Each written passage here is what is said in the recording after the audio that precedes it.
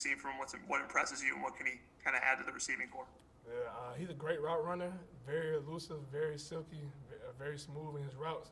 He has a lot of explosiveness to the room. All right, Kevin, then Jim.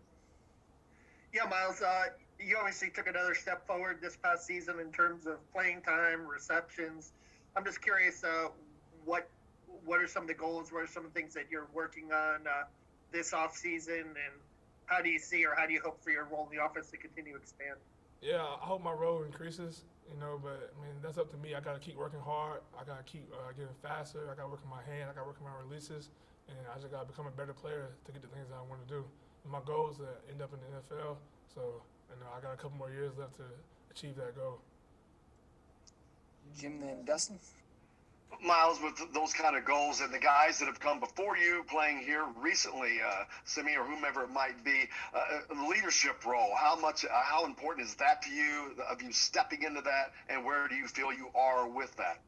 I feel like I'm learning. I haven't been in a leadership role since I've been here, but now I'm kind of pushed into it. So I'm trying to make sure all the young guys like stay in the playbook and make sure that they're doing all the right things. Watt was a great leader, but he just left. So now it's up to me and Ty to lead the room. Dustin, then Matt. Miles, talk to us more about things that you can work and improve on. Coach Hurd was talking about you being more physical. What do you think you got to do in that regard? How much do you think growth potential there is for that? What do you think has to happen for you to become a more physical player? I think I just got to go and just play more physical. I don't think it's anything with the strength, like an upper body strength aspect. I just got to have a physical mindset and just try to dominate the defenders. Matt, and then Dylan.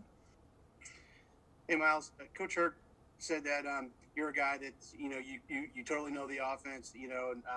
No surprises anymore for you. Just how comfortable are you in the offense, and also being moved from either inside or in the slot or to outside? Are you equally comfortable, or do you prefer one over the other? No, I'm up for whatever. So I can play tight end if they need me to. I don't think I can play quarterback. That got a lot of different things going on. But I know pretty much the whole offense. When we put in a new concept or a new route play, I learned both sides and the inside and what tight end got. So I know where to go. And if something happens, I need to go in somewhere else. I know what they can do too. All right, Dylan, then Sammy. Yeah, Miles, just what has it been like this spring? I know obviously last year you guys had it cut short. So, I mean, just how has it been kind of getting the full spring experience and getting able to just, keep going out there and working? It's great. I love football. I love practicing. I love catching footballs. So anytime I get the chance to go out there on that field, I'll never take it for granted. There's a lot of people who want to be in my position. So I just got to make the most of it.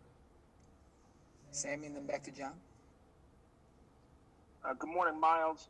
As a group or as a whole, as a receiving core, what is, one or two things that you're focusing on this spring that could, take this team to the next level? Well, our group is different than it was last year, so we're kind of starting fresh. And I know one thing that we can improve on, which is making contested catches and yards after catch and just being more explosive. And I think that we're working on doing that. John?